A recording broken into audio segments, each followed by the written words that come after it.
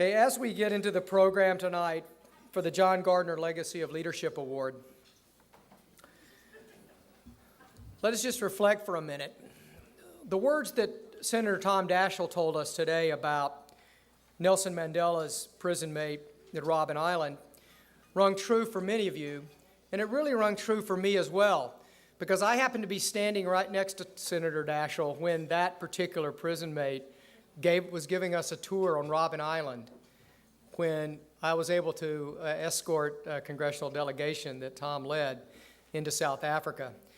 And those words about many things seem impossible until they're done really are key and thematic for us as we look at the leadership that's been provided by the gentleman that we are recognizing tonight. As I mentioned, with opportunity, and certainly the opportunity that all of us as White House Fellows have had in life, and as White House Fellow, come responsibility. So as we celebrate tonight the legacy of leadership of Harold Richmond and the similar ways of leadership of Bill Moyers, we have to also recognize that each and every one of us are leaders, and leaders in our own rights. And we attend these meetings every year, and we leave recharged, re-elevated, refocused, and rededicated to making big things happen in all the endeavors that we are part of. So while this was a singular topic for this year's meeting, I would challenge each and every one of you always to be looking for ways to make big things happen. That's how I feel about when I come from our day-to-day lives and the challenges that we're associated with and the types of successes and failures that we look at on a day-to-day basis. And then we come back to our community of mutual support of White House Fellows. And we have the opportunity to listen to people who are out in the trenches and some of those that are really doing those things. And we get to refocus. And when I say re-elevate, it kind of brings us back out of that day-to-day life and seeing what we can do if we put our minds and our hearts and our souls and our teamwork together. So that's how I think we can change and improve our society and our people's ways of life. So with opportunity comes responsibility, and it's not even more so seen by the winner tonight of our John W. Gardner Legacy of Leadership Award. And to do the introductions, let me introduce Pastora San Juan Cafferty from the class of 69 and 70. Hello. I first met Harold Richmond 38 years ago, shortly after my White House Fellowship year, when I went to Chicago where I did not know a soul. Harold Richmond called me, as he has countless White House Fellows and would-be White House Fellows, invited me to lunch with him and with his wife, and now my dear friend Marlene. And over lunch, he persuaded himself and persuaded me, who had just written a dissertation on the Loyalist poetry of the American Revolution and had spent a year as a White House Fellow at the Department of Transportation, that I should join the faculty of what was then a school that had been founded 62 years previously by Jane Addams and Sophonisba Breckenridge as the School of Civics and Philanthropy at the University of Chicago.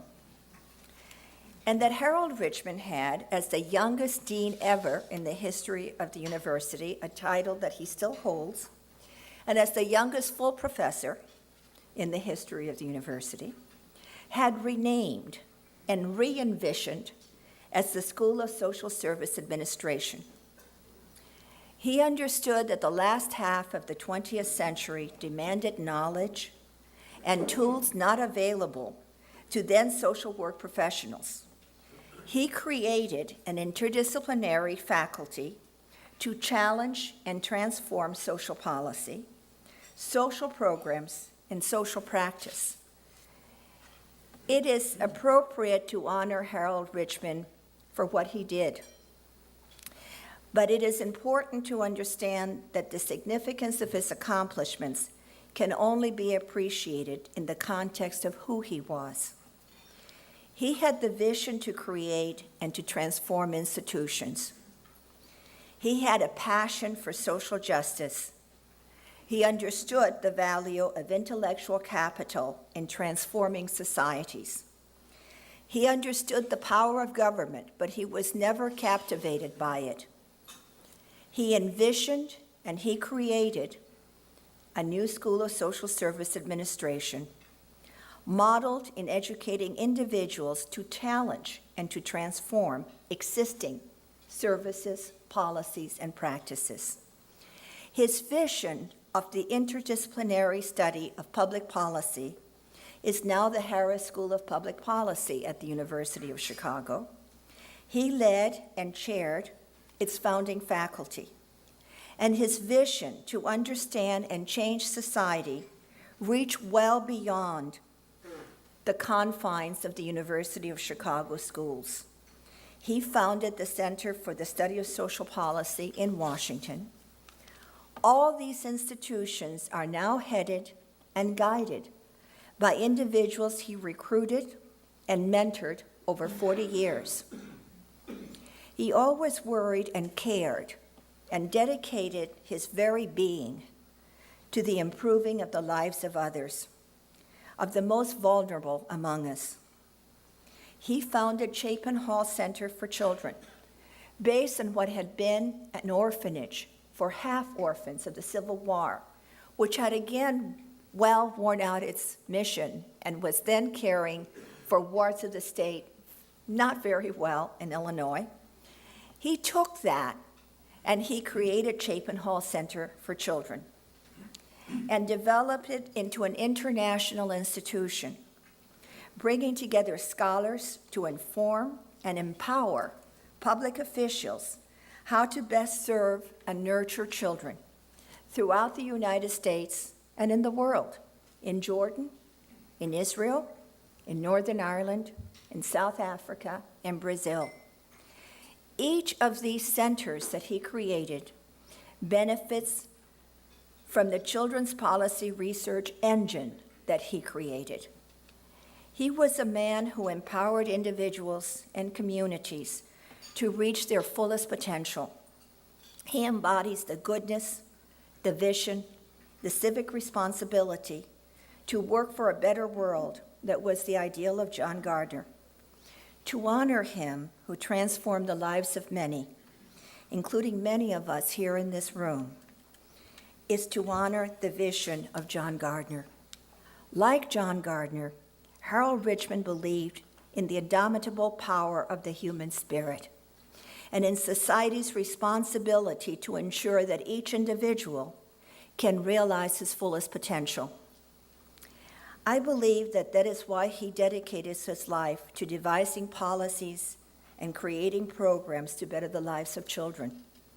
He could not accept that the circumstances of birth, the color of a child's skin, the poverty of his parents, the place where he was born, should limit a child from taking his righteous place in society. He took joy in children. Nothing could light up his face as could a child. He lit up when his remarkable sons, Robert and Andrew, and his beloved grandchildren walked into a room, but he lit up when any child whose lives he touched in a favela in Brazil or a township in South Africa. He saw the inimitable potential of young people, and as young people he mentored grew up, and became his colleagues, many of them, and joined him in his fight for social justice. He continued to be enchanted by what they could do. He continued to help them and to make a better world. The John Gardner Legacy of Leadership Award is not the recognition of the good that he did, but of the goodness of who he was.